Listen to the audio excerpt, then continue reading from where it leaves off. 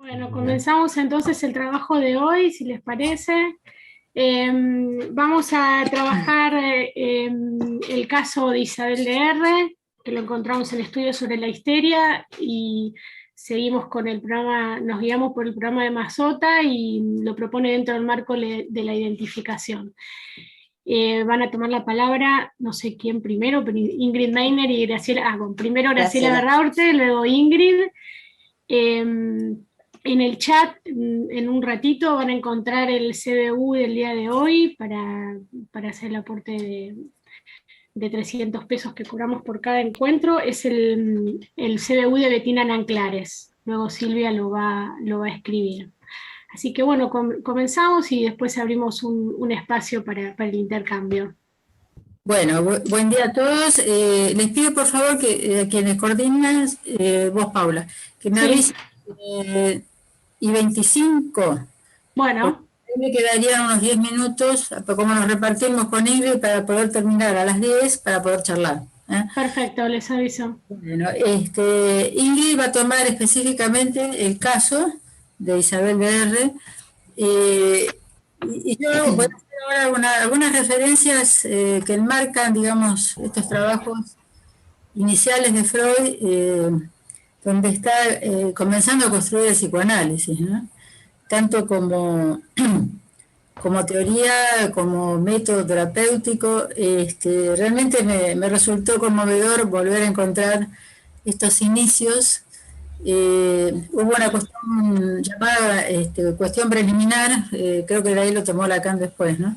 O comunicación preliminar, que fue en 1893, sobre estos mismos temas relativos a la histeria, al trauma, la represión.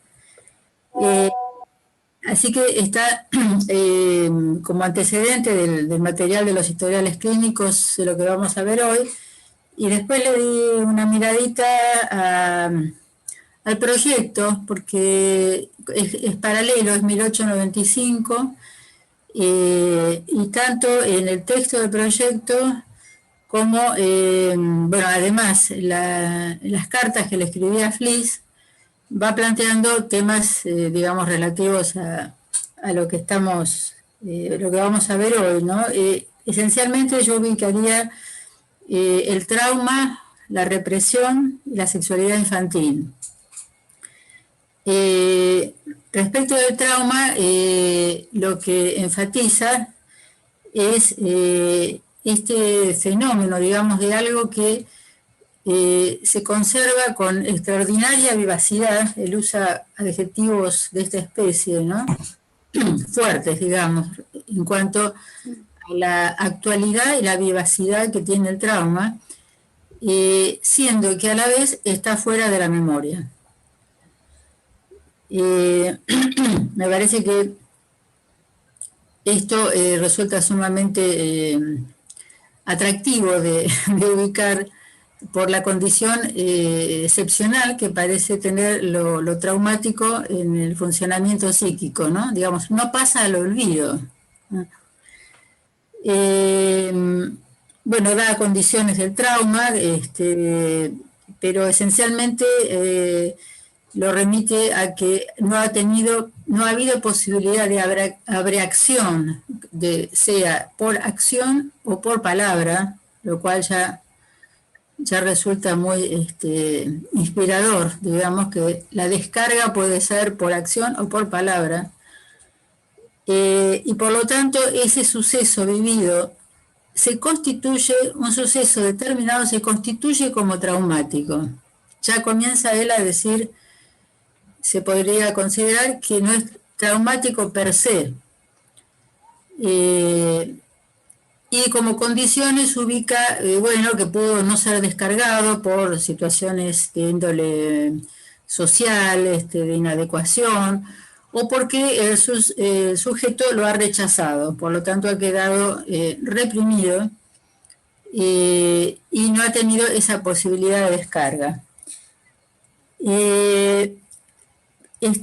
Cuando entonces dice reprimido, ya nos está metiendo en toda esta enorme conceptualización, que a la altura del proyecto y y quizá aún en los textos ahora sobre la histeria, la represión está planteada como lo que va a detener, impedir que esa experiencia vivida entre en la cadena asociativa y por lo tanto quede fijada, el afecto queda fijado a una representación o a un conjunto de representaciones, y esta fijación es lo que deviene patógeno. O sea, ya está abriendo, digamos, la idea de que no ha habido la posibilidad de una traducción, transcripción, transliteración, que es lo que se produce con los sucesos vividos, la representación de esos sucesos, digamos, o la inscripción de esos sucesos, cuando entran en el curso normal asociativo.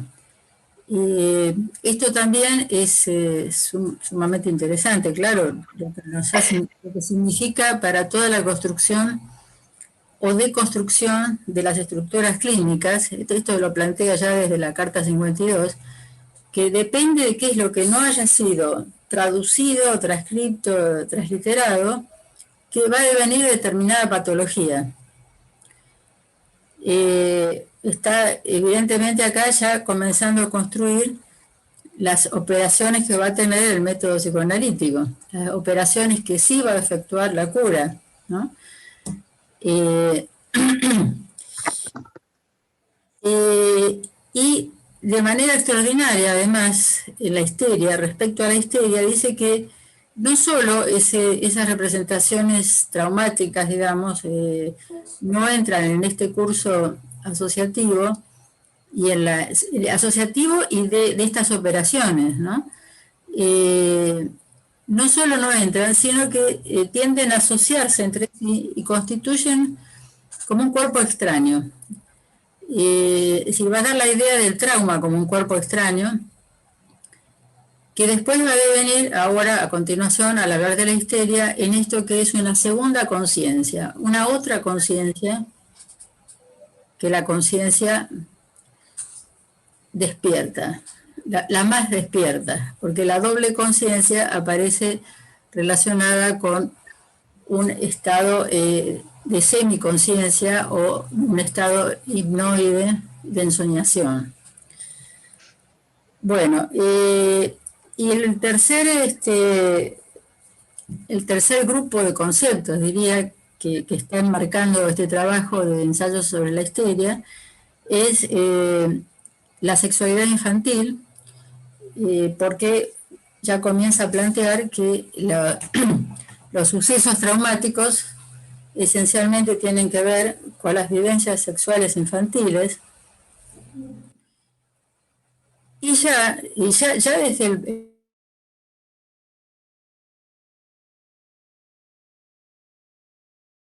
Está silenciada, Graciela. Sí, Graciela está silenciada, no se te escucha. Perdón, hice lío porque silencié a todos y te silencié, disculpas. No, bueno. ¿Hasta dónde se escuchó? Bueno, respecto a la sexualidad infantil, la tercera categoría de conceptos, diría, que enmarca estos ensayos sobre la histeria, es todo lo relativo a la sexualidad infantil, como lo que se presta a la construcción de lo traumático.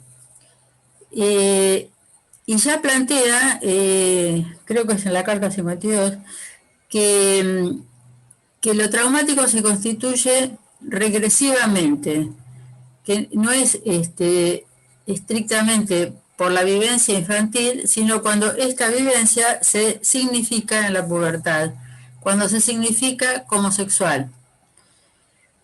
Me surgió la duda en ese momento y justo hay una nota del traductor que dice esta noción de los dos tiempos de la constitución del trauma, de la constitución regresiva de lo traumático como traumático, no fue modificada por Freud cuando después, en 3 ensayos, desarrolla toda la enorme conceptualización acerca de la existencia y de el funcionamiento de la sexualidad infantil. O sea, digamos, todo este enorme desarrollo no lo hizo dudar de que de todos modos, a pesar de que la sexualidad está en la infancia, el devenir traumático se relaciona con ese segundo momento de la pubertad donde regresivamente se traumatiza, se diría. No usa este verbo, pero bueno. Bueno, sumamente interesante todo esto, ¿no? Me parece. Y dice incluso que a raíz de este planteo que él está haciendo, esto también es del proyecto, esto es del proyecto, sí, a raíz de este planteo de los dos tiempos del trauma, es que se podría decir, dice que la pubertad alberga en sí el germen de la histeria. Lindo, ¿no? Bueno, después respecto a la histeria específicamente, bueno, como lo ubicó Paula al comenzar, este texto que estamos viendo hoy está ubicado en relación al tema de las identificaciones por Oscar Mazota. Con Ingrid comentándolo hemos coincidido en que la palabra identificación no aparece en ningún momento en el texto, tampoco lo que yo estuve trabajando por otros lados, pero sí eso mismo nos dio pie a pensar unas cuantas cosas sobre el tema de las identificaciones. En primer lugar, bueno, yo diría de mi lado, porque después ojalá lo podamos retomar en la charla, que las tres identificaciones están en juego. Bueno, específicamente además como relativo a la histeria, lo no recordado, lo olvidado, fuera de la memoria de lo traumático, lo no recordado se vive en el ataque. Esto también está en el proyecto ya muy precozmente, porque aparece como que la conversión histérica o el ataque histérico o la enorme, la prolífera, no sé cómo llamar, la cantidad de sintomatología desde los tics hasta las parálisis, a las anestesias, etcétera, etcétera, etcétera, tienen que ver con la reproducción del suceso olvidado en el sentido del placer que está reprimido en ese suceso. Por ejemplo, dice, si ha habido situaciones de erotización vividas durante el sueño, en la infancia, el paciente después adulto tiende a dormirse y en ese sueño recupera la vivencia de placer de aquella época pretérita. Dice, estas acciones o estos ataques están dirigidos a ese otro primordial del placer que no pudo ser reemplazado. Proyecto, 1895, contemporáneo a los estudios sobre la histeria prácticamente, 1895, 96, bueno. La conversión histérica, digamos, el compromiso del cuerpo o el compromiso del organismo, tendríamos que diferenciar también las dos cosas, en la realización de estos ataques o de estos síntomas, es algo absolutamente remarcado por Freud como relativo a la histeria, y que tiene que ver en el sentido de lo que no tuvo abreacción, lo que no fue descargado, se presenta en el cuerpo de estas maneras, con estas acciones, ¿no?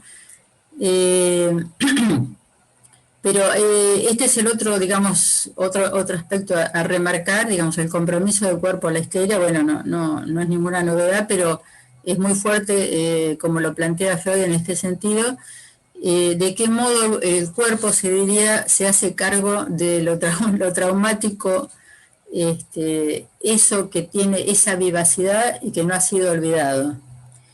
quizás se podría pensar que justamente porque no ha podido ser olvidado que el cuerpo está tomado, ¿no? Bueno, y destaca, creo que voy bien, sí, destaca como condición de la histeria, por un lado, el suceso, digamos, lo accidental, el suceso de agresión sexual o de miedo, lo que fuera que, quiero decir, no siempre se llama sexual. Freud va infiriendo que en el fondo es sexual, pero el paciente puede hablar de que lo asustó un perro rabioso, ¿no? Digamos que esos sucesos, digamos, por un lado están los sucesos accidentales vividos por el sujeto, y por otro lado, como condición fundamental, esto de una tendencia a la disociación, una tendencia a esa segunda conciencia que por momentos Freud lo llama inconsciente, pero aclara varias veces que dice, bueno, inconsciente, pero no exactamente, en realidad es una segunda conciencia relativa a estados del sujeto, una tendencia a esa especie de ensoñación diurna, eso propio de las mujeres cuando realizan labores manuales, que se ubican como estados hipnoides.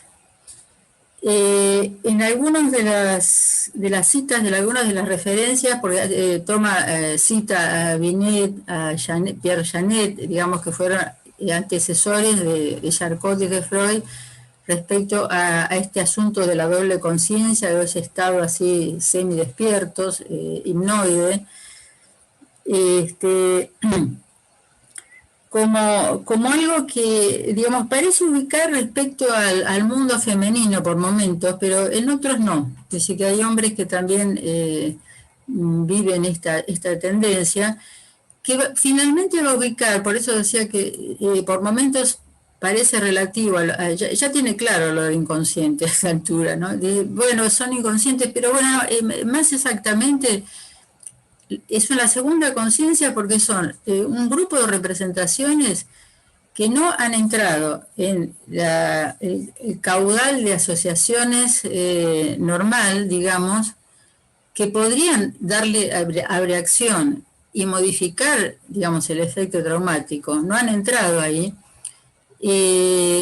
pero se han constituido como un grupo sólido, organizado de representaciones, a su vez.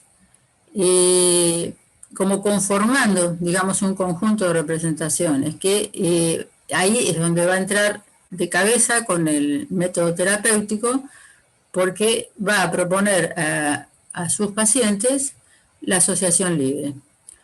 Y con la asociación libre está entrando a conmover ese orden cerrado de representaciones que no están enlazadas a lo normal del proceso asociativo. Lo normal del proceso asociativo sería lo que permitiría la abreacción y la descarga y que salgan de la fijación, digamos, obviamente.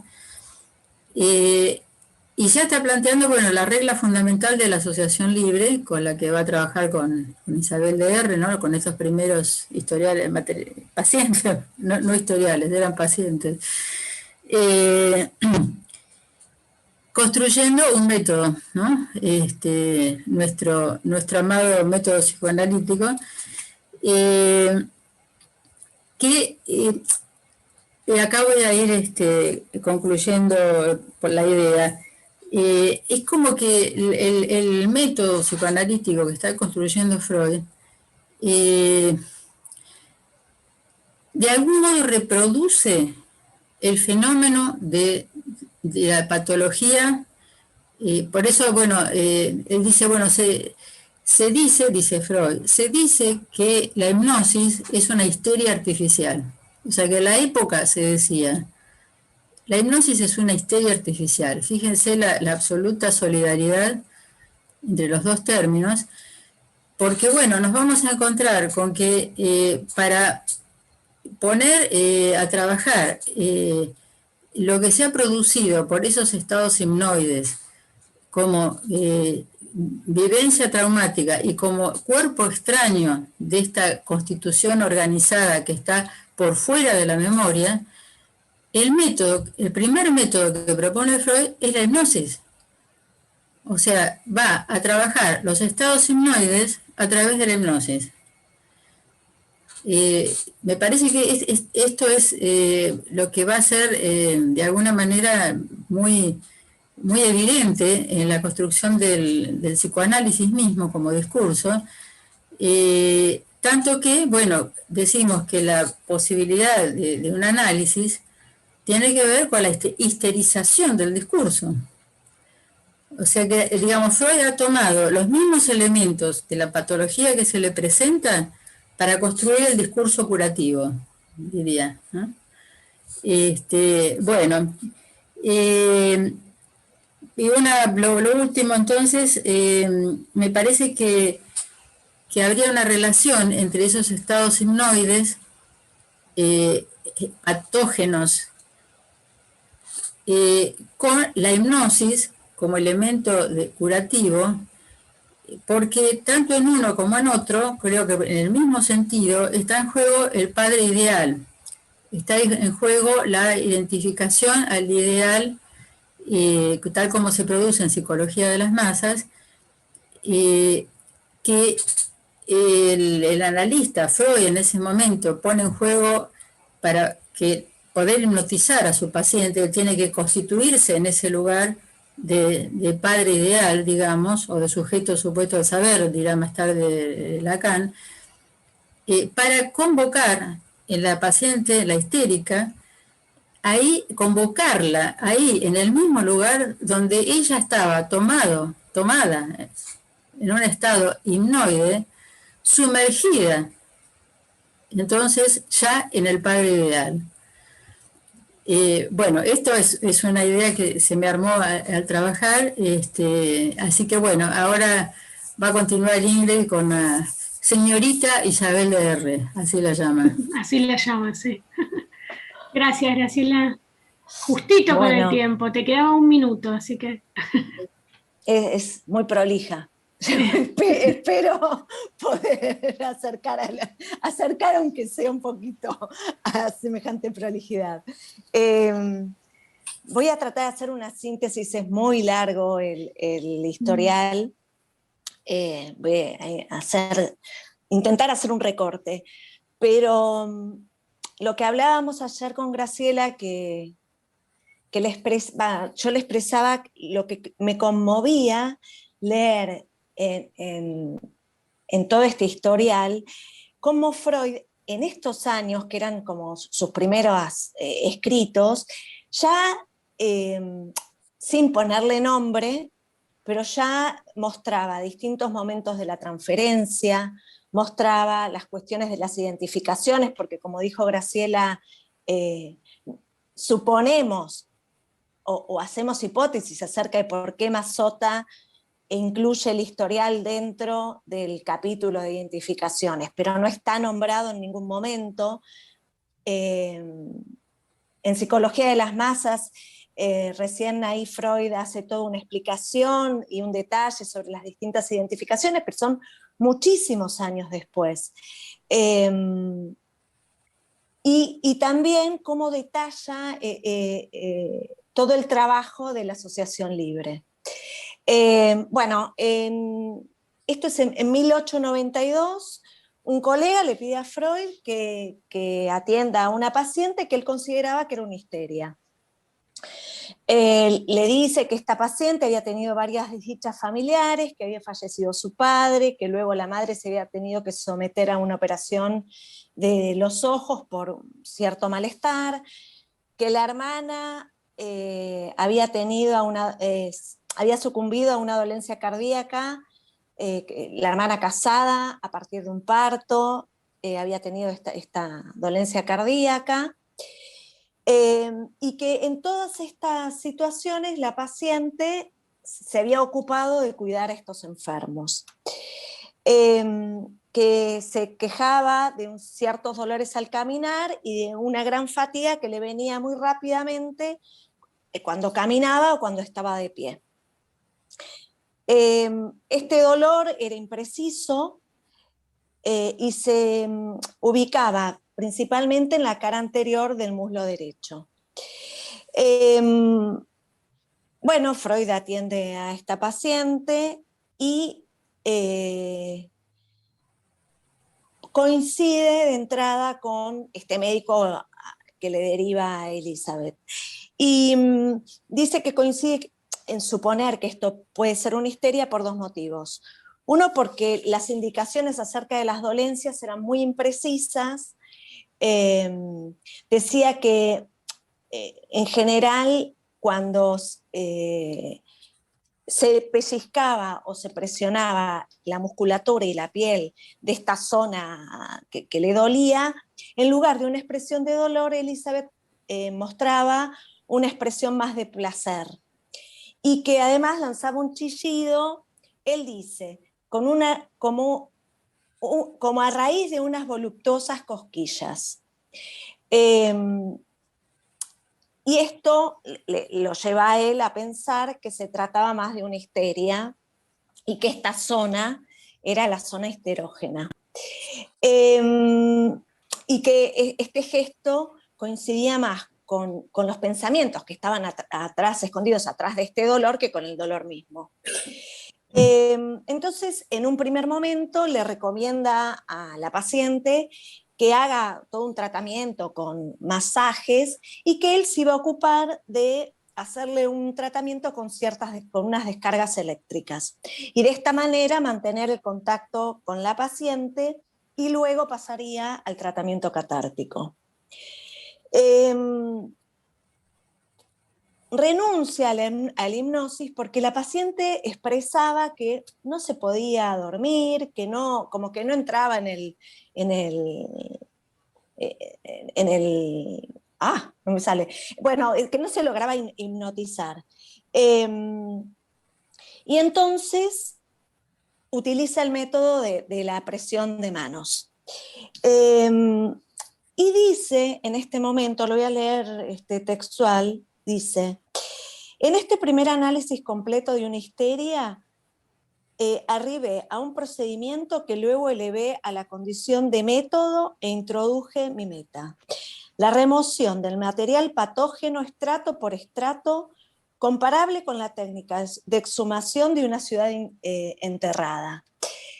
Yo pensaba que en algún otro momento él también lo dice, como que lo compara con el trabajo del arqueólogo. Acá sí, lo que se deduce es que él todavía hablaba como de la psicología de la profundidad, ¿no? Como si fuese algunos pensamientos que habría que acceder, que estaban profundos y no en la superficie. Lo que sí le hacía contar a la paciente lo que ella sabía, pero él ponía cierto cuidado en ver qué nexo permanecía enigmático, dónde parecía faltar algún eslabón. Iba penetrando cada vez en estratos más profundos del recuerdo. Él trabajaba sobre la premisa que demostraría que aquí había un determinismo, lo que hablaba Graciela hace un rato. Ella era la menor de 3 hijas mujeres, y la mamá de Elizabeth había tenido varios problemas de salud acerca de una dolencia ocular y estados nerviosos. La paciente cuenta que el padre solía decir que ella sustituía al hijo varón y a un amigo con quien intercambiar ideas, que estas enfermedades de la madre hicieron que ella se acercara bastante al padre. Ella estaba descontenta con su posición femenina, de mujer, dice, no dice femenina, y quería estudiar, y le indignaba la idea de tener que renunciar a estos gustos por casarse y por tener un marido y dedicarse a su vida marital. Bueno, Isabel cuidaba del marido, del padre, que tenía una afección cardíaca, y dormía en la habitación con él, se levantaba para atenderlo de noche, durante el día también se ocupaba de él, Y dice que en este momento ella tuvo que estar un día y medio recostada por ciertos dolores en las piernas y que no había podido caminar por esos dolores. El padre finalmente fallece y luego de un año de este luto, la hermana mayor se casa. Pero ella no tiene cierta afinidad con este cuñado y le reprochan que se habían alejado a la hermana porque se habían mudado a una ciudad lejana de donde ellos estaban. Con el tiempo, la hermana que sigue, también se casa, pero con este cuñado sí tenía como un acercamiento más agradable, digamos. Decía que era un hombre más cordial, y bueno, y finalmente esta hermana se casa y la madre se agrava, este problema ocular de la madre, y finalmente la tienen que operar. Luego de la operación, las tres familias van a pasar una estancia juntas en un lugar veraniego. Con esta temporada coincide el estallido de dolores y dificultades para caminar de Elizabeth. Y lo relaciona con un paseo prolongado que ella había tenido en ese lugar. A partir de ese momento, Elizabeth ocupa el lugar de la enferma y los médicos le recomiendan que vaya a un lugar en los Alpes para realizarse unos baños calientes. Bueno, ella va con la madre, pero con la preocupación que su hermana estaba con esta afección cardíaca y estaba embarazada.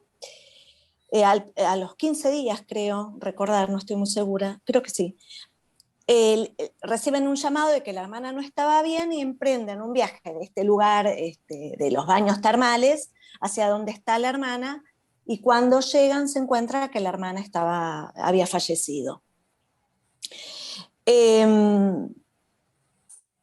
Bueno, a partir de esto, Elizabeth le sobrevienen los dolores y como la imposibilidad de desplazarse, y se aísla socialmente, y luego de un año y medio más o menos es cuando acude a la consulta. Durante todo el primer periodo del tratamiento, ella le dice a Freud que está cada vez peor, que no mejora, que tiene los mismos dolores que antes. Y Freud dice que se agradece no haber renunciado al tratamiento y haber como insistido en esta suposición que él tenía, que se trataba de una histeria y que iba a lograr como aliviar a la paciente de la enfermedad si podía acceder a los pensamientos que estaban ocultos o sepultados. Bueno, entonces le dice a Elizabeth, ya que no la podía hipnotizar, con el método de la presión de manos, que le diga todo en cuanto se le ocurre y se le viene a su mente cuando él le ejerce la presión de manos sobre su cabeza. Y entonces ella le dice que lo primero que le viene a la cabeza es que pensó en cierto atardecer en que un joven la acompañó a la casa luego de una reunión social. Y las sensaciones con que ella regresó a la casa a cuidar a su padre, que pensó que después de varios encuentros con este joven, que era un joven huérfano, también apegado al padre de ella, que ella creyó que él la amaba y que casarse con él no iba a ser tan problemático y no la iba a obligar o no le iba a imponer tener que renunciar a sus gustos y a sus deseos a causa de estar casada y de tener de sus obligaciones maritales. En uno de los momentos se aparta del lecho de su padre enfermo para asistir a una reunión social con la idea de volver temprano. Pero este joven le dice que él la va a acompañar de regreso, que se quede un poco más, y así accede a quedarse un tiempo más en esta reunión, pero cuando llega a su casa se encuentra que su padre había empeorado y ella se realiza un montón de reproches acerca de haberse quedado y haber privilegiado su gusto. Luego dice que en raras oportunidades vuelve a ver a este amigo y que este fracaso de este primer amor le seguía doliendo cuando ella se acordaba de esto. Él dice que en estas escenas le era lícito buscar la causación de sus primeros dolores histéricos. El contraste entre esta beatitud, entre esta felicidad que se había permitido y la miseria en la que había encontrado luego a su padre. Pero más adelante recuerda que en realidad cuando el padre estaba enfermo, Elizabeth no estaba enferma, no tenía estos dolores, salvo esa situación aislada de un dolor de un día, el dolor en las piernas. Entonces, dice que su investigación se dirige a incitarla a ella a que pueda decir cuándo había emergido su primer dolor. Y ella dice, la enferma me sorprendió con la comunicación de que ahora sabía por qué los dolores estaban en esa parte de la pierna, en el muslo derecho, y que era el lugar donde cada mañana descansaba la pierna de su padre, mientras ella renovaba las vendas que envolvían la pierna hinchada. Dice que estos dolores en las piernas se intrometían en el momento de análisis, porque que Isabel estaba por ahí libre de dolor y en algún momento que evocaba algún recuerdo, ella insinuaba una sensación de dolor y que este dolor subsistía mientras el recuerdo gobernaba a la enferma y que alcanzaba su apogeo cuando estaba en vías de declarar este recuerdo. Y que cuando era pronunciada la última palabra, este dolor desaparecía. Entonces, Freud dice que empieza a utilizar el dolor como una brújula. Y sabía que si ella decía que no recordaba nada, pero que persistía el dolor, estaba ocultando algo. Entonces le instaba a decir, recuerde diga lo que está recordando, no se calle nada.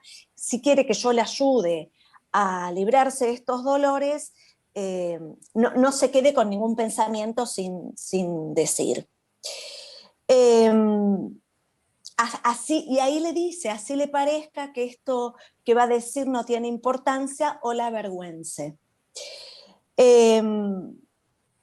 Así pasaba por decir algunos recuerdos y él rescata que estos recuerdos siempre se asociaban con algo que le había sucedido en el día, que no venían de nada. Por ahí recordaba algo que le había sucedido ese día, que se había encontrado con alguien o que le había sucedido algún acontecimiento, y a partir de asociaciones con este suceso tenía recuerdos.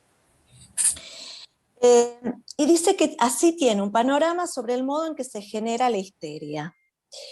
Que el dolor de la pierna derecha aparecía cuando se trataba de recuerdos relacionados con el cuidado del padre o del compañero de su juventud, mientras que el dolor en la otra pierna aparecía cuando se trataba de recuerdos sobre la hermana muerta y los dos cuñados. Entonces se da cuenta que no estaba frente a un síntoma corporal único. Y se preguntaba de dónde venían los dolores de andar, de estar de pie o de yacer. Y frente a la indagación sobre esto,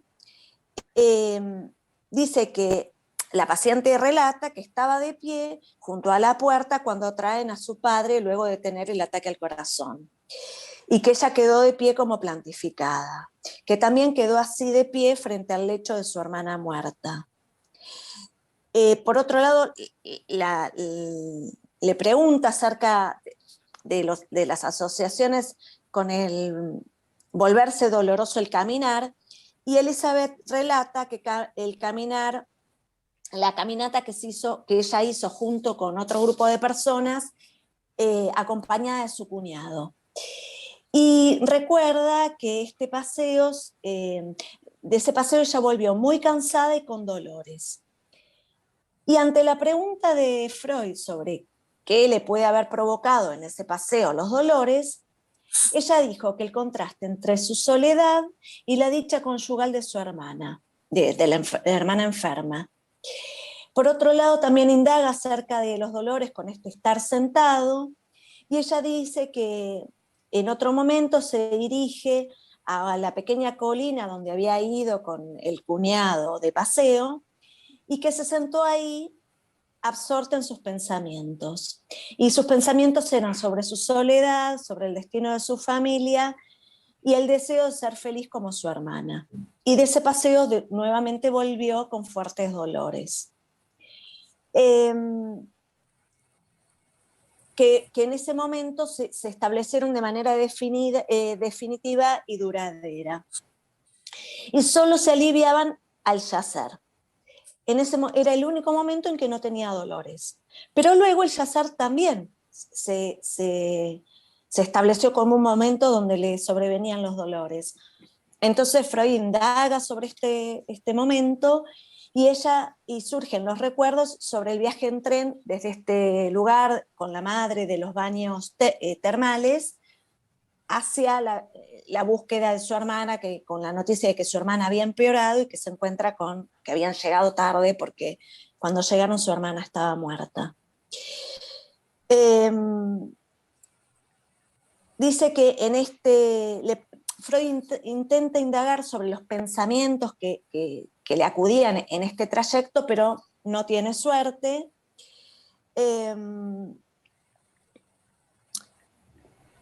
Y él dice que en un momento empieza como a suspender a veces las sesiones cuando la atiende y no sobrevenía ningún recuerdo, pero en un momento él dice que el método no puede fallar. Y que entonces, si Elizabeth no relata nada, es que algo está ocultando, o que no lo dice por vergüenza, porque le resulta como intolerable el recuerdo que le aparece, o porque lo descarta por no darle importancia. Entonces le dice a esto, que ella está obligada a decirle todo lo que se le viniera a la cabeza. Y ahí dice que, bueno, que iba, venía, ¿no? Digamos, a veces tenía algunos recuerdos, otros, pero que no se podía librar totalmente de los dolores. Y que un hecho casual colabora con la terapia, y que es que están trabajando ellos y que escucha pasos de un hombre en la habitación contigua y una voz que parecía preguntar algo. Que la paciente se sobresalta y se levanta con el ruego de terminar por ese día la sesión, y dice que escucha que su cuñado llegó y que pregunta por ella. Entonces Freud en ese momento dice que a él como que se confirmó algo, algunas sospechas, y le dice a la paciente porque cuando ella se sobresalta aparecen nuevamente los dolores. Entonces él le pregunta las circunstancias y las causas de la primera emergencia de los dolores. Y los pensamientos de Elizabeth se orientan a la residencia veraniega, a su estado de ánimo, a su agotamiento tras la preocupación por la vista de la madre y el cuidado de ella tras la operación de los ojos, y su desesperanza como una muchacha sola, y la añoranza de un amor. Y la contraposición con el matrimonio dichoso de su hermana, y cómo el cuñado cuidaba de ella, cómo se entendían, y que en aquel paseo en el cual su cuñado no quería participar por a su hermana enferma, pero que finalmente fue con ella permaneció en su compañía, que hablaron de cosas muy variadas e íntimas, y que se sintió un deseo hiperpotente de poseer un hombre que se le pareciese. Pocos días después viene la escena esta del viaje de ella, de la caminata, este punto panorámico donde se sienta y soñó de nuevo con la dicha de un amor y un hombre como su cuñado.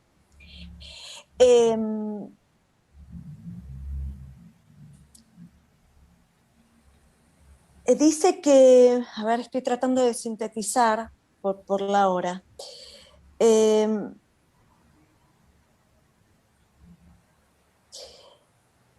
Freud le plantea esta inclinación de ella hacia su cuñado, una inclinación tierna, y que para ella esto se le había vuelto como algo conflictivo, ¿no? Como que no podía tener esos sentimientos. Y que entonces él supone que a cambio de este sentimiento amoroso hacia su cuñado, habían sucumbido en ella estos dolores corporales. Cuando le cuenta esto a Elizabeth, que él creía que ella hacía tiempo estaba enamorada de su cuñado, ella se revela frente a esta declaración y dice que no, que de ninguna manera, que ella no sería capaz de una cosa así. Y Freud dice que durante mucho tiempo tuvo que insistir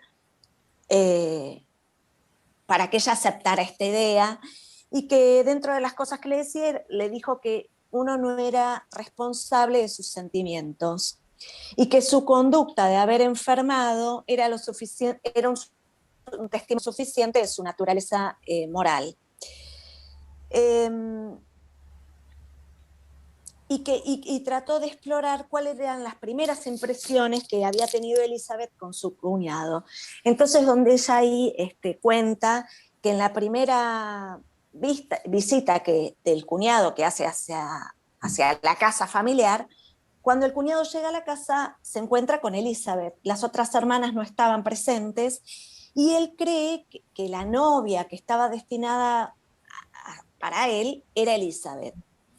Y que ella desde ese primer momento le había parecido alguien agradable, y que entonces Freud le dice que quizás este sentimiento hacia su cuñado estaba en ella desde que se habían conocido.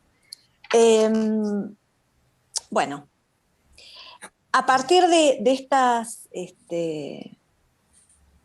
liberación de estos pensamientos, en Elizabeth desaparecen los dolores y se acercaba el verano, y Freud dice que entonces ambos tenían la sensación de que habían terminado el tratamiento. Después ocurre un hecho donde Freud le cuenta a la madre acerca de sus sospechas, y la madre, esto ocurre antes, ¿no? Y la madre en un momento se encuentra con él y le cuenta que le comentó a Elizabeth sobre este comentario que Freud le hizo a ella, y Elizabeth se enoja fuertemente con él a modo de una traición. Bueno, esto es como el recorte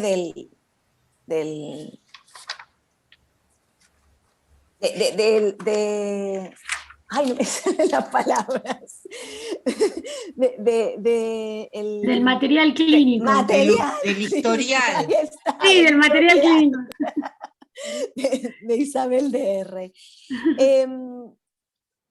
En esto, después de haber hecho todo este recorte, pensaba dónde podía, y en realidad todo el tiempo, a medida que lo leía, pensaba dónde podía encontrar las identificaciones. Entonces, hablábamos con Graciela sobre la identificación al rasgo, la identificación que él la llama de neurosis, a ver, de defensa o identificación, sí.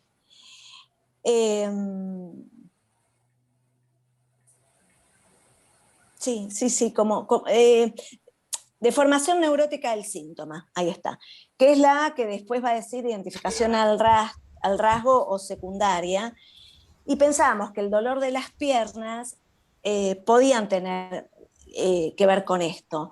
En el recorte que hice me olvidé una parte importante, que es cuando la parte simbólica, cuando ella dice esto de no estar como invalidada en su vida, de no poder dar un paso.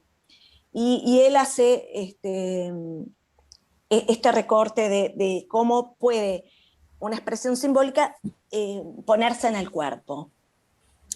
Y después yo pensaba, cuando él hace la clasificación de las identificaciones, nombra la identificación histérica, como con las chicas del internado, con esta identificación que hacen las chicas del internado con una compañera que recibe una carta del novio y sucumbe frente a este recibimiento, un ataque histérico, y entonces ellas se identifican en este ataque para tener un novio como esta compañera.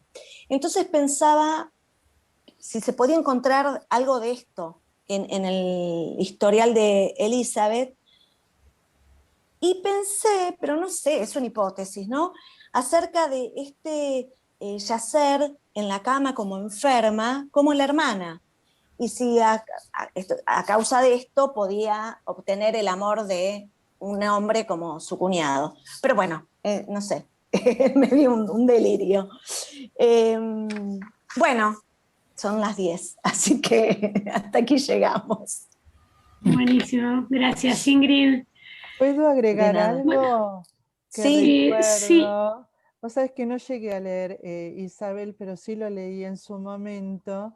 Creo que ella, estando de pie frente al lecho de no al lecho, en el velorio de su hermana, ella tiene un pensamiento que era que ahora que su hermana estaba muerta, ella podía quedarse al lado de su cuñado. Sí, sí, Creo sí, es que otro de los... sí, ¿no? Era así. Sí, es así, sí. Bueno, Sí. nada, me acordaba de eso. Su cuñado está libre y ahora ella podría casarse con él. Exacto. Sí. Que venía con todas las asociaciones que venía trayendo ella en su trabajo con Freud. Sí, así es. Dale. Bueno, perdón, Graciela, sí. No, que fue el pensamiento fatal para ella. Claro. Sí, es con lo que Freud necesita aliviarla, ¿no? Cuando le dice que ya sus síntomas hablan de su moral. Sí. Exacto. Bueno, ya hay gente que levantó la mano, pueden hacerlo si van a participantes. Bueno, algunos lo tienen en reacciones, otros en participantes, pueden levantar la mano, así vamos dando en orden la palabra. Está Claudia Rosenthal. Y luego Cristina Simpson. Hola, Claudia. ¿Qué tal? Qué lindo esto de este material y compartir. Muy bueno. Bueno, en relación a lo del trauma, Graciela, que traías al comienzo, en el siguiente apartado, Freud dice como que para que algo sea traumático, lo puedo leer si no, pero como para que algo sea traumático, dice, esto de un grupo psíquico separado, ¿no? Una representación intolerable, esta representación forma un grupo psíquico separado que tiene que haber existido antes en el pensamiento consciente, pues si no, no hubiese surgido el conflicto que trajo consigo su exclusión. Así pues, son precisamente tales momentos los que hemos de considerar como traumáticos. O sea que refiere que tienen que haber sido conscientes. Después, en relación a esto de la identificación, pensaba en cuando habla de más que identificación como rasgo, esto de la abnegada asistencia que ella brindaba, ¿no? Y lo relaciono con la respuesta después de Freud que dice su moral, ¿no? Como, digamos, hay algo como de esta cuestión abnegada de querer ser como una persona muy especial también, ¿no? En una especie de Teresa de Calcuta, o no sé, bueno. Por otro lado, estos rasgos de atrevida, discutidora, decir al mundo las verdades, ¿no? O sea, estas dos cuestiones en relación a la histeria que me parecen que son importantes. Después, bueno, todo el trabajo contracorriente que tiene el analista, ¿no? Con el paciente. O sea, cómo hay que remarla de una forma porque el paciente mismo está como en contra porque estas representaciones entran en contradicción con su moral, ¿no? Y pensaba que los dolores es como la angustia, que no engaña en un punto, ¿no? Cómo se va guiando por los dolores, y donde ahí sí no engaña, ¿no? Bueno, después me gustó mucho al final del último apartado, cuando habla en relación a los casos de histeria, que una paciente le dice, pero ¿cómo? No pudiendo, ¿cómo usted va a curarme? Si usted dice que probablemente depende de mi destino y las circunstancias personales. Y entonces él dice, no dudo que para el destino sería más fácil que para mí curarla, pero ya se convencerá usted de que adelantamos mucho si conseguimos transformar su miseria histérica en un infortunio corriente. Bueno, me pareció buenísimo. Bueno, tengo más cosas, pero después. Gracias, Claudia. Cristina, después Luz. Bueno, muchas gracias, Graciela, Ingrid, qué frescura. Qué lindo volver a Freud, que siempre es un placer y siempre es una nueva sorpresa, así que muy agradecida por este don. Bueno, uno también se queda pensando por qué Mazzotta lo pone ahí en el programa. Y a mí se me ocurrió pensar que, digamos, que hay un deseo ahí del padre con respecto a que, como es la tercera hija, hubiese querido que fuese un varón. Y me parece que ahí hay una identificación importante, ¿no? Como poder conformar ahí ese deseo del padre, identificarse con ese varoncito rebelde, contestatario, etc. Me parece que eso es uno de los puntos de la identificación, y también con el mismo padre cuando ella se calma, cuando yace, porque cuando está acostada, y no así cuando está parada o cuando tiene que caminar, ¿no? En los puntos de... Y pensaba, bueno, ¿qué tiene que ver esa identificación viril, digamos, o varonil, o de un varoncito, con respecto a su propia pregunta, ¿no? ¿Qué es ser una mujer? ¿Qué es ser una mujer como objeto de deseo para el otro? Donde ahí también se confunde quizás por momentos una identificación con la hermana, pero que es con una hermana muerta, ¿no? Que no es una identificación, digamos, al estilo histérico, sino que es ahí con un objeto muerto, ¿no? Digamos, es problemático también para ella, pero fundamentalmente me parece que es esta identificación viril en el deseo del padre, pero no como objeto, sino como identificación por pregunta, digamos, ¿qué es lo que quiere una mujer? Eso es lo que se me ocurría. Y con respecto a los términos en alemán, hay algo bastante interesante, que ahí donde dice el estar sola, parada, o estar sola, desamparado, algo así, en alemán la palabra es allein stehen, y stehen es estar parado, o sea que ahí hay una asociación entre una cadena significante, podríamos decir, que además la marca Freud muy bien, que es el estar parado, stehen, y el estar acostado, liegen. Y el Alleinstehen es estar solo, pero estar solo parado, digamos, estar solo es un término digamos, dentro de esa cadena significante. Lo que es muy fuerte para nosotros, me parece, cómo ya Freud en esta cadena asociativa está utilizando significantes, ¿no? Que después, gracias a la lectura de Lacan, lo podemos releer a posteriori. Y con respecto a lo posteriori, Graciela, te quería preguntar si estos dos tiempos, que nosotros pensamos como un segundo tiempo a Precup, acá Freud lo nombra regresivo.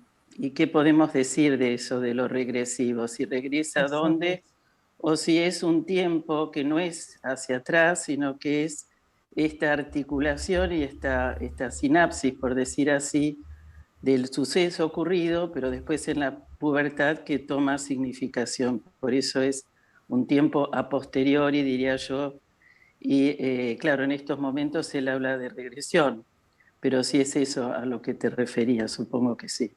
Bueno, muchísimas gracias. Gracias, Cristina. Luz, después Mariela y luego Celia. Bueno, sí, muy buena las dos presentaciones. Graciela, como introdujiste, y Ingrid, la síntesis de este material tan extenso. Estaba pensando, sí, en la línea de las fantásticas asociaciones que va haciendo Freud y lo que toma Cristina, porque yo había visto esto de el dolor provocado, recorto, lo del dolor provocado como brújula, porque Freud como que provocaba las sensaciones, porque con estas confesiones iba desapareciendo el dolor. Entonces, en la medida que iba desapareciendo, podía aparecer nuevas asociaciones en relación a la pierna izquierda, a la pierna derecha, y ciertas cosas que recorté. Por un lado, lo sola que estaba. Ella recalca el aislamiento en que había quedado. Y esto que trae Cristina de estar de pie, estar acostada y quedarse plantada, ¿no? Plantificada, como plantificada frente al dolor, ¿no? De ahí la fijación a lo traumático. Y una frase que ella dice que no lograba avanzar un solo paso en sus propósitos, ¿no? Como que todo esto le va configurando a Freud una dirección de la cura, ¿no? Cómo va de un punto a otro, es fantástico cómo va logrando esto. Entonces yo pensaba, y hay otra cosa que dijo, que es, dice que la parálisis asociativa psíquica, que no tenía solo una parálisis asociativa psíquica, sino una parálisis funcional simbólica, una parálisis asociativa de las funciones psíquicas, sino también una parálisis funcional de lo simbólico, ¿no? Entonces, como que había un simbólico que había que ahí como construir, ¿no? Porque esto estaba solo fijado en el cuerpo. Y pensaba en la identificación, claro, porque se preguntaban por qué Mazzotta trae esto, ¿no? Y hablaron de la identificación al rasgo, y yo pensaba en la configuración del yo en relación al síntoma, ¿no? Porque en psicología de las masas, en el apartado este de la identificación, Freud justamente trata de pensar esto, la identificación como proceso formador del yo, la identificación primaria, y la identificación que nos orienta en la dirección de la cura en relación como mecanismo de la formación del síntoma, ¿no? Y esta identificación que configura el yo, y ahí él dice que es algo del orden de lo no realizado. Bueno, estas son las cosas que me quedaron como dando vueltas del material. Muchas gracias. Ingrid, Graciela, ¿quieren tomar la palabra y decir algo en relación a los comentarios hasta ahora o de las preguntas antes de que Mariela y Celia... ¿Qué falta, Mariela y Celia? Sí, en principio. ¿Esperamos? Bueno. Esperemos. Bueno, Mariela. Dale. Bueno, me encantó escuchar este material, el recorte que traía Ingrid, sí, que la verdad que es larguísimo. Y me quedé, digamos, escuchando el texto que trajo Ingrid, ¿no? Más que el material freudiano. Y ahí me resonaban dos cosas. Una, esta identificación o esta vía significante, ¿no? Esto que insiste en la repetición de que ella no podía dar un paso.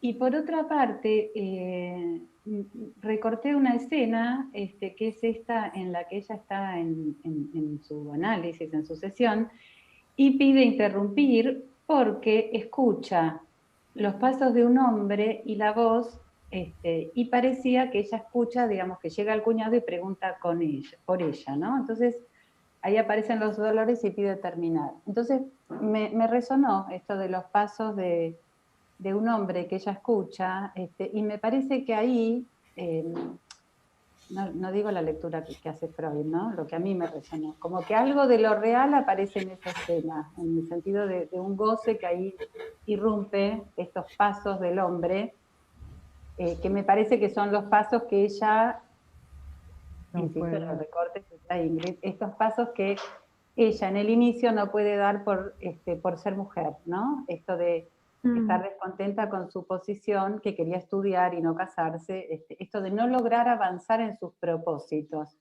Entonces me pareció muy rica esta escena, en donde ella escucha los pasos del hombre, que son los pasos que ella no da. Digo, para ubicar ahí algo que detiene, bueno, es lo que es ubicar Lacan, ¿no? Digamos, la posibilidad de ubicar ahí algo que detiene el recuerdo, que es infinito, que es imposible, ¿no? Y detiene una interpretación que sería imparable, un análisis interminable. Me parece que ahí aparecería un punto de real en donde se ubica la modalidad gozante de ella, ¿no? Esto, no poder dar los pasos del hombre. Más allá si se está enamorada del cuñado, del otro, ¿no? Bueno, eso, me encantó, Ingrid. Las dos, no es que me encantó lo que trajo Ingrid, Graciela. Se ofendió, Graciela. Tomé nota de todo lo que dijiste, fue riquísimo. Gracias. Celia. Sí, bueno, gracias. Gracias de nuevo, porque además por hacernos volver a estos textos, ¿no? Que tal vez si no uno no volvería, y cuando los vuelve a leer hay algo de sorpresa. Yo diría que causan una cuestión, por un lado, qué diversa que es la clínica hoy, qué diversas que son las histéricas y los histéricos, porque también están hoy, ¿no? Porque bueno, esa es la característica estructural de la histeria, que su identificación es absolutamente cambiante y va siguiendo los avatares de los significantes que están vigentes, digamos. Y por otro lado, esa diversidad de la histeria y de la clínica, y por otro lado, como una dirección o una interrogación que está tan vigente, ¿no? Digo, no solo la dimensión significante que traía Cristina, ponerle con el Stegen, que es tanto estar de pie como estar sola o algo así, toda la dimensión significante de la interpretación propiamente dicha, sino como la interrogación de Freud, por ejemplo, respecto de que es algo que yo vengo siguiendo, ¿no? Sobre esta cuestión del dolor, ¿no? Cómo, digamos, cómo se transmuta en dolor lo que era en dolor corporal, en la histeria, lo que era excitación psíquica, ¿no? Pero que a la vez ubica que este dolor es un dolor bastante singular, porque va a decir que ya era más bien una expresión de placer que de dolor, cuando gritaba, cuando le presionaban en la zona, digamos, dolorosa, ¿no? Esta cosa del goce, ahí podríamos usar, me parece, estrictamente esta dimensión, que Freud va a subrayar tanto sin usar ese término, ¿no? Como lo va en El hombre de las ratas, cuando habla de su expresión de extraño goce cuando relataba el tormento de las ratas, ¿no? Como que hay una interrogación y una vía que uno puede encontrar aún en esta época tan temprana. Así que bueno, nuevamente gracias por volver ahí y por esta lectura. Gracias, Celia. Se sumó Gustavo, si quiere escuchamos a él y luego, ¿sí? Graciela e Ingrid. Gustavo.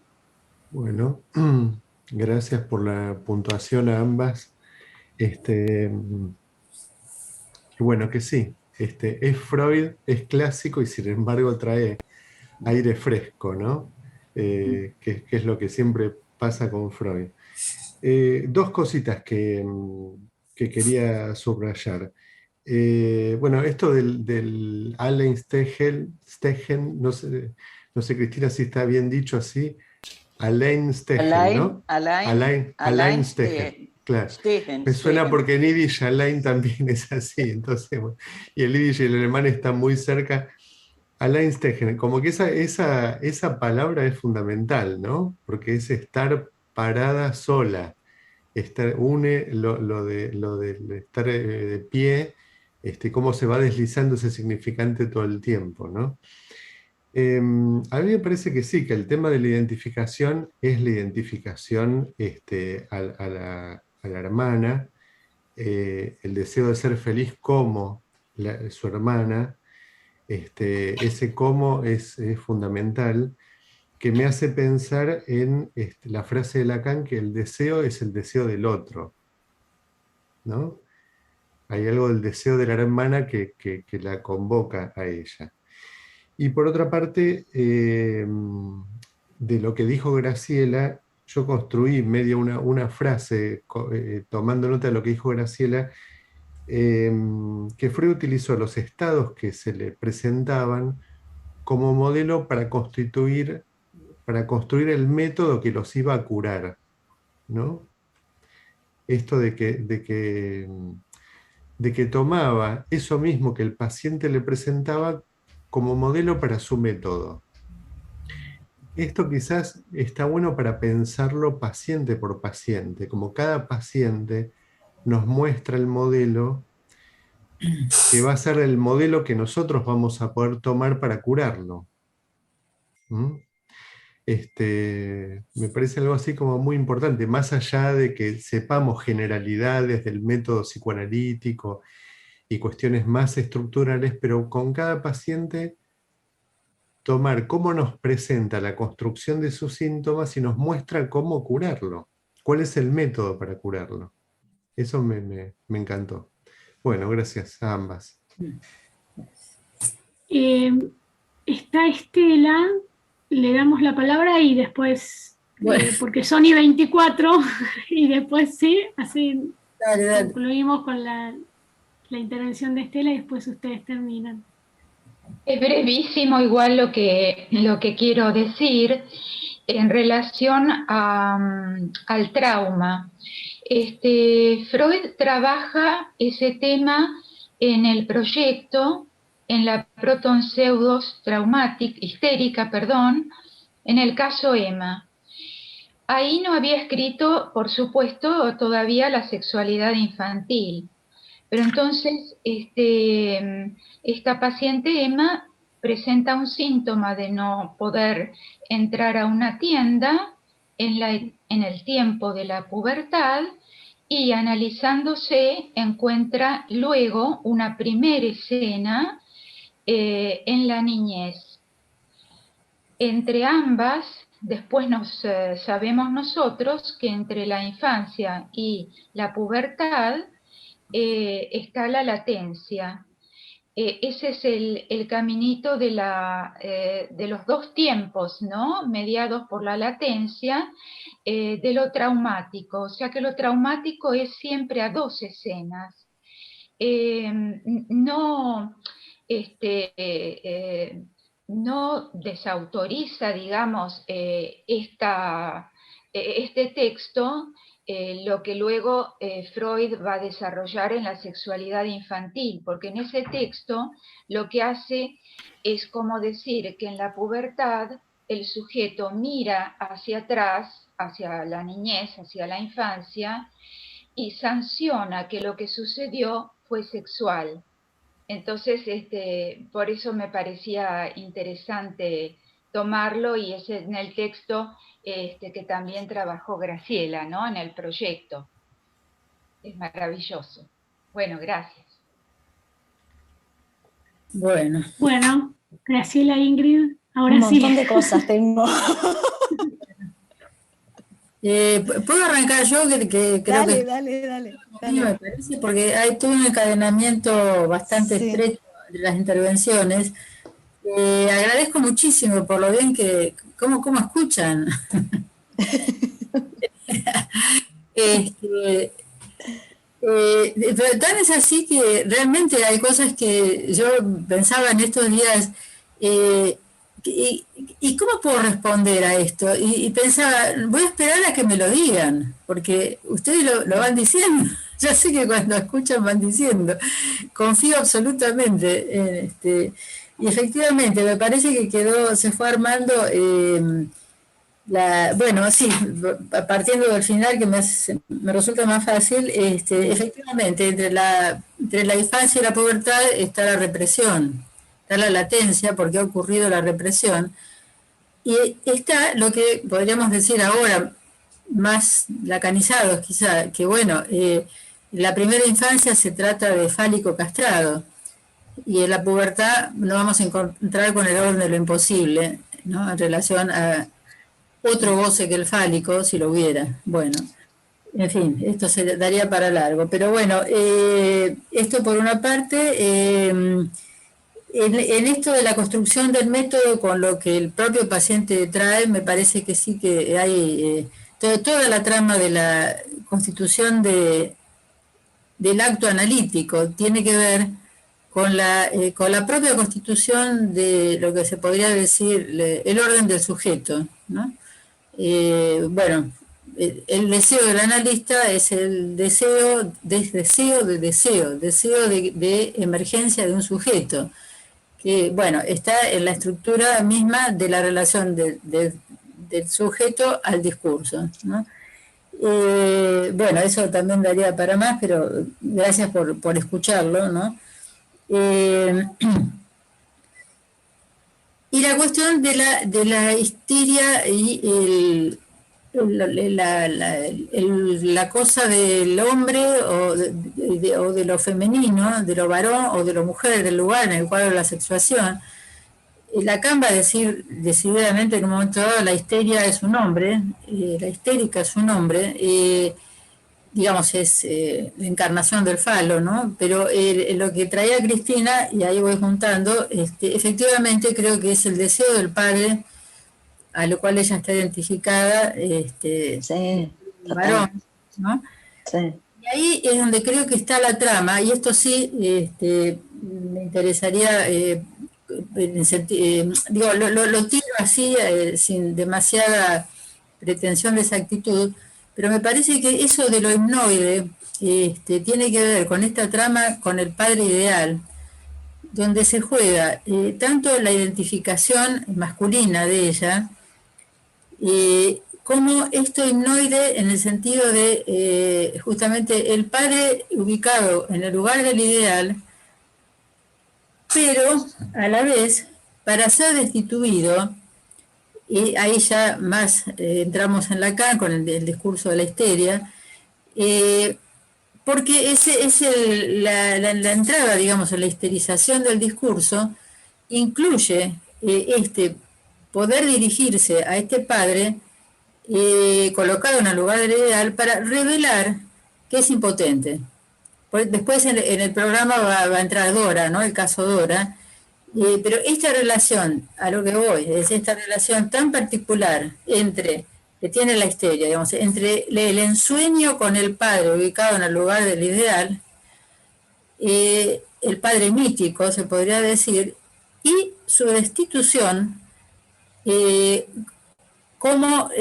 ubicada como la impotencia del padre, que es lo que se juega enormemente en el tratamiento de Isabel. Sobre todo en las primeras partes, cómo ella lo burla, ¿no? Le da, por un lado, el lugar del saber, pero lo burla constantemente, y ahí se ve bien digamos, el trabajo de la histeria. Digamos que en este sentido, efectivamente, es como que hay toda una trama del psicoanálisis que se sostiene en esta particularidad de lo que es el discurso histérico. Bueno, dejo acá para que entre Ingrid. Sí, la verdad que el material despierta y abre infinito. Yo pensaba esto del lugar de ella en el deseo del padre, ¿no? Y y la identificación a él, pero también pensaba que más adelante él escribe 3 ensayos, y cuando Celia vos decías esto de la brújula que él tomaba en el dolor, teniendo en cuenta que atrás de esta manifestación de dolor había cierto goce sexual. La cuestión de la sexualidad infantil, que acá no queda dicho nada de esto, porque todos los fenómenos que se describen son más actuales, digamos. No queda nada dicho de ningún vínculo con la sexualidad infantil. Digo, para pensar nosotros, ¿no? ¿Qué habrá acá? Y algo que tampoco queda nada dicho es de algo del deseo de la madre. La madre queda totalmente desplazada. Bueno, a mí me genera pregunta, nada más que eso, ¿no? Como un tema más. Nada más. Bueno, no sé si hay algo más para decir, hemos dicho tanto. Celia, perdón. Sí, Graciela. Quería agregar respecto a lo que dijo Celia, que se me había escapado justamente, que me parece, también es otra hipótesis, que los cambios extraordinarios que ha habido en las presentaciones histéricas desde la época victoriana hasta ahora, respecto a la sintomatología, digo, ¿no? Tienen que ver con la decadencia del patriarcado. Por esta estructura de la relación entre la idealización, la entronización del padre, del lugar del saber, el lugar del maestro, del amo, y su, digamos, su movida de piso para hacerlo caer de ese lugar, que se jugaba bueno, se vuelve a jugar ahora en todas las cosas que se critican al patriarcado, quizá esto reaparece a través del argumento feminista, ¿no? ¿Cuál es el argumento de la histérica? Yo voy a mostrar la verdad, es que el amo está castrado. Y esto creo que está en el argumento del feminismo. Ha retornado por ese lado, me parece. Quiero agregar algo. Solo puedo a esto, porque esto abre, pero algún día tenemos que está buenísimo, porque yo lo tomaba más por el lado estructural, que la histeria sí toma ese lugar de denuncia, si quieren. Va a tocar ahí el punto de falla, en ese sentido, pero que eso tiene que ver con su plasticidad, digamos, en relación a los ideales y los significantes en boga. Punto. Perdón. Vamos a ordenar un poco. Porque yo no puedo pedir la palabra. No, por eso, Silvia, tengamos en cuenta que van a ser 35. Pero Silvia, Mariela y Marité. Bueno, muchas gracias a todos. Va. Lo que quería comentar es que hace poco recibo una consulta de una nenita de 12 años que en el motivo de consulta que me hace por WhatsApp, o qué sé yo, me ponen sonambulismo extremo. Bueno, la cuestión es que esta niña me describen brevemente, hablo de los padres antes de tener una entrevista, es una breve referencia, que bueno, que se levanta de noche, que hace ejercicios, que qué sé yo, que se queda dormida de repente, que hace temblores, que se ahoga. Bueno, un cuadro tremendo. La llevan al italiano, donde la atienden con todo el sistema cognitivo-conductual, y de ahí viene ese diagnóstico de sonambulismo extremo. Bueno, yo empecé a leer lo que teníamos que leer para hoy, me confundí, leí a Nao primero, y la verdad es que vi a esta niña tan reflejada en todo esto. Entonces yo digo, bueno, verdaderamente me parece un caso de histeria infantil con todos sus síntomas, ¿no? Y cómo la medicaron a esta criatura con risperidona, y me llegó ahora, ¿no? Pero quería traer esto, ¿no? Cómo en este momento una histeria de este tipo, con toda clase de síntomas corporales, puede ser psiquiatrizada también, ¿no? Toda una cuestión que me hizo reflexionar.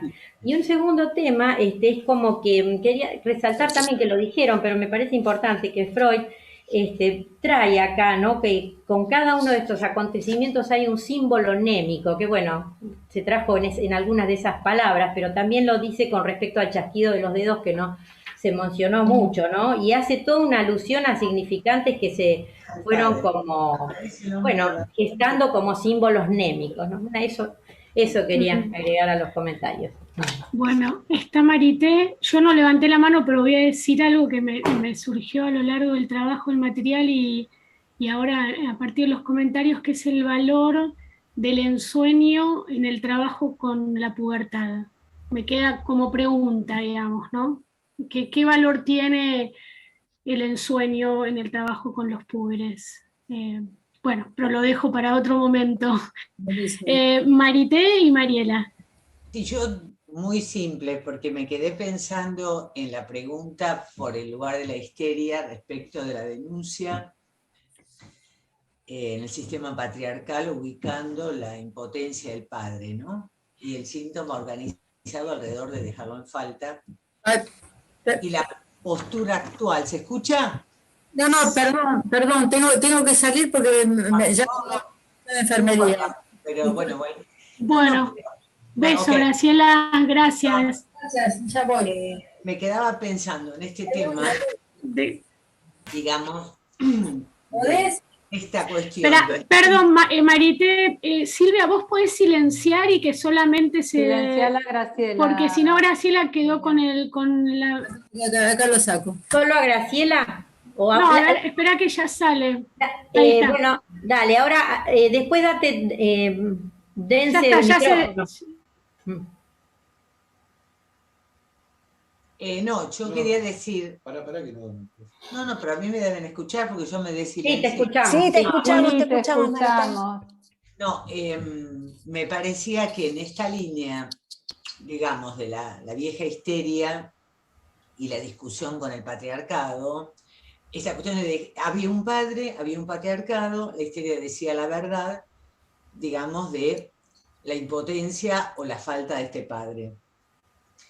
Y la irrupción del feminismo, y hay un paralelo entre la irrupción del feminismo como movimiento político que efectivamente desconsiste a un padre, propone otro modo de organización, y la correlativa irrupción de los femicidios. Yo no tengo para nada una respuesta, digo, hago una pregunta de cómo en un punto, cuando se destituye lo patriarcal, aparece lo más, digamos, lo más salvaje de la cuestión asesina del hombre, ¿no? Como que hay una cuestión ahí muy compleja. A mí me hace cuestión y no tengo ninguna idea de qué, ¿no? Pero me sorprende esta cuestión como para pensarla, que cuando no hay un padre y no hay la posibilidad de la histeria desplegada en este sentido, a veces nos encontramos con lo peor, ¿no? Pero bueno, no sé, hasta ahí, nada más.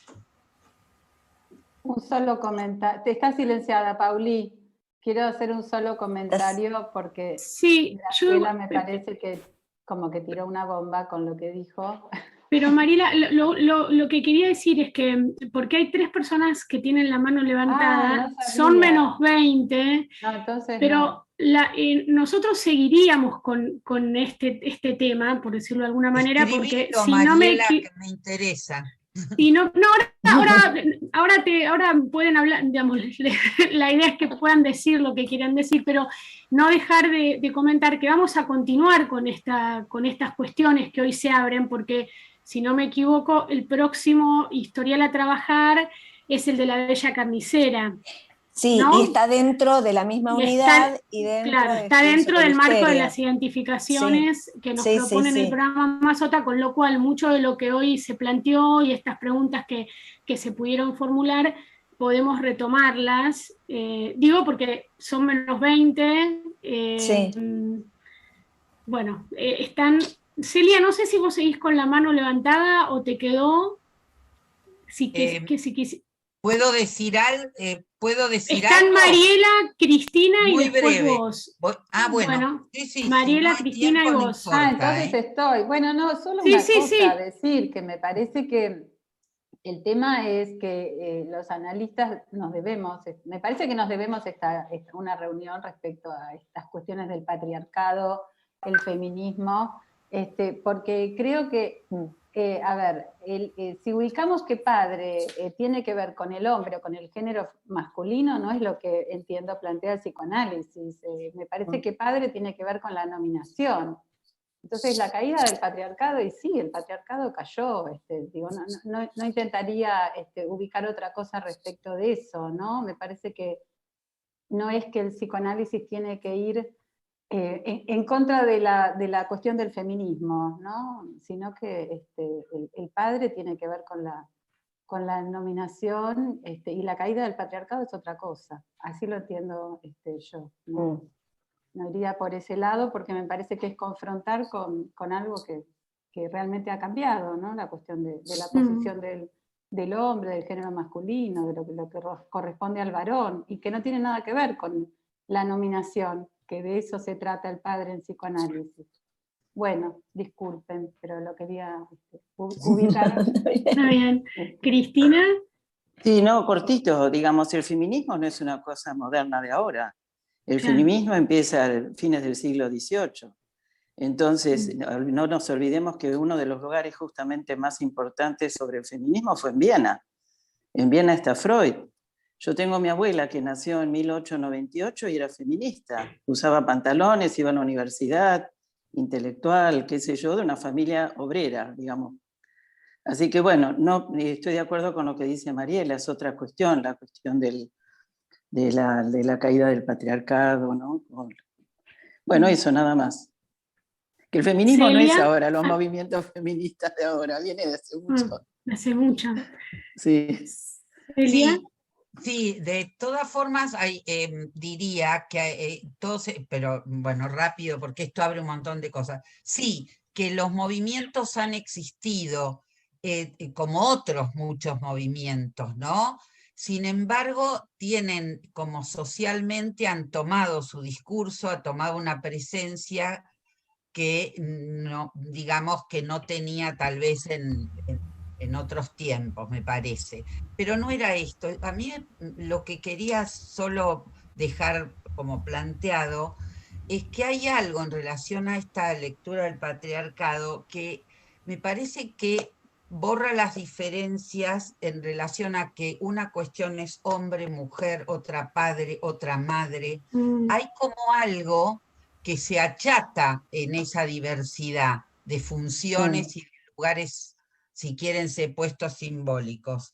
Por lo pronto, lo que me parece, pero es solo una mera pregunta, que hay algo de la tensión entre la mujer y la madre que ha quedado tal vez un poco borrado, ¿no? Que irrumpe algo así como un fantasma de mujer que no entra en tensión, más allá de que tenga hijos o no, estoy hablando del lugar en el sujeto, de esa tensión entre mujer y madre, pero lo tiro ahí como para dejarlo picando.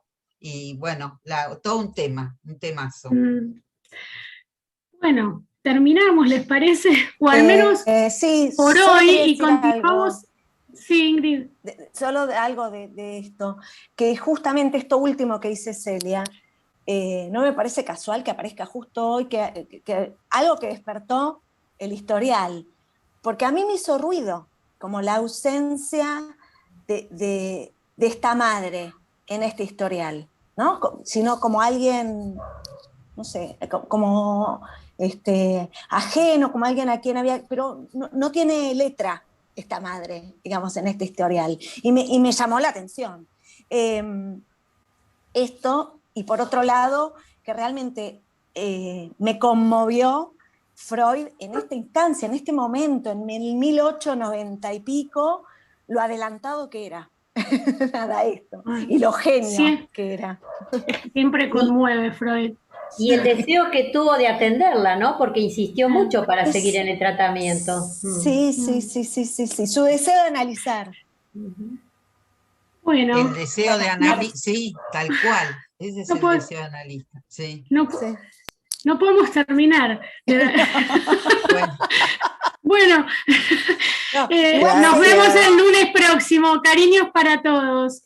Seguimos. El lunes próximo con el seminario de Lacan. Y con estudios sobre la histeria continuamos el primer lunes de julio. Cariños para todos. Buena semana. Igualmente. Gracias, Paula. Chao, buena semana. Cariño, gracias. Buena semana Chao. para todos.